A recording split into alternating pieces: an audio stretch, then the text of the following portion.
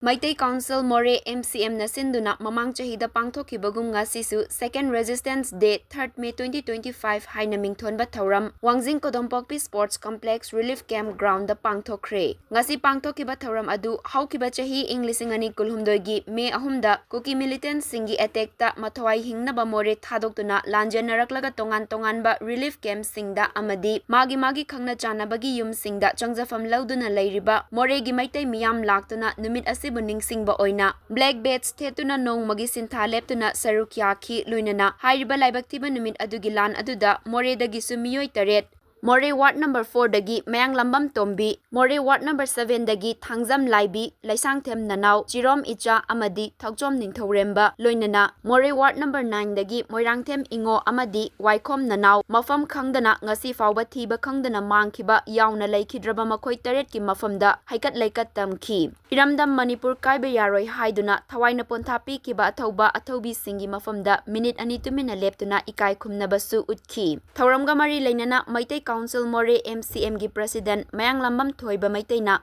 Laingakna tawriba thawong singi matangda pendaba wafam sing thambaga loinena mahakna makhata na haikibada paliba laingak asigi state amadi center gi luchingba singna atubada chatliba chahi asigi me tha fawbagi manungda lanjen aduna relief camp singda changjafam lauduna leiriba Maitai amadi kuki furup anigi marakta laingakna aroiba waroi sinama puraknaba hotnabiyu loinena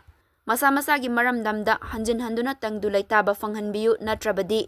Haujik thokliba lan asidagi henna sathiba akanma lan ama thoknaba laingakna sinbani haina lawgani loinana. Laingak ki mathakta Manipur gi miyamga loinana henna akanma khongjang kaya changsilakani haina mahakna fongdokhi. MCM gi General Secretary Laisangthem Brojendro Maitaina Thouramadu nunggi warol pibada numit asibu kaidongaida kauba ngamloi. Masi Manipur bu machet tana thugaina ba hotnaba India lenga ki thausin ni haiki Thouram gi loisilakpada more miyam gi oiba warep su lawki madudi athubada me tha fawbagi manungda more gi IDP singna mayum da hanjin hannaba Manipur gi governor da memorandum ama pisinba karigumba governor na miyam gi apamba khangna thabakta onthorak trabadi lenga ki mathakta Manipur da leiriba CSO sing amadi Miyam ga loinana akanma khongjang kaya punna changsin minaba haiba warep sing lauduna miyam na mot amata oina yanaki hairi Pangthokhre amadi yoki gol lanpung punma mangtan kiba adugo yaninda ba Pangthokhre verena kemsina rakwa kudima ayok nagari saiwa wakalo asida dingkum oraga Pangthokhre koromi lengenani ba kurupsi gi mate yaudana tinna ba kharai khangdana Hatukhiba amadi intensive bondila na Myanmar da intensive ni adugu kedinungda kawba ngamloidaga khogdobi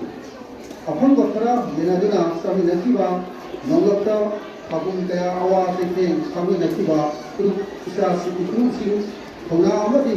mati adu atokwa kana na tamba ngamloidaga like injeri khorok khangana Lairaba security force ingi himanga thokiba thodong adu laksinba ngangkidaba amadi laksin hankidaba haibasi mingi oba wahan tho ekhoina khamni apunba manipuri go picnic line da wase thugairaga tinan ba yadana sinba india gi government ki saro langi haibasi idai line la idai lai ba aksani Punna himinaba amadi punna tapat minaba haiba wakalon asida yumpham oiraga apunba manipuri uminabagi lambelda ekhoigi thajaba kanukni mitai yaudra more hiloi haibasi sudaminariba kamusi nasu nahuna khantha gadabani jo puripur mejoramda kangiba politics amadi Moregi economic hub asibu samhaida mahut sinnaba hotnabagi apuba politics asida thuduna leiriba adudagi nanthorokpa changi haibase khanggadabni masigi marunda biwai khujok karana sakti painaba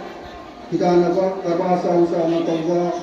kahba lam tabu karamba mi rumal khangdaba singna tamjarba mission badaho motem tawduna Arangba Maikaida Lamsingduna Irang Tawhanduna Nasi Eskoina Tariba Awa Asi Mayok Nabi Kenkhang Kayara Awa Saina ꯊꯦꯡꯅꯈꯤ ꯑꯗꯨꯕꯨ ꯍꯟꯗꯛꯀꯤ ꯊꯦꯡꯅꯔꯤꯕ ꯆꯩꯊꯦꯡ ꯑꯁꯤꯗꯤ ꯆꯍꯤ 8 ꯈꯨꯟꯇꯥꯛꯄꯗ ꯃꯅꯤꯄꯨꯔꯤꯁꯤꯡꯅ ꯊꯦꯡꯅꯈꯤꯕ ꯑꯋꯥꯕ ꯑꯗꯨꯅ ꯍꯦꯜꯂꯝꯂꯣꯏ꯫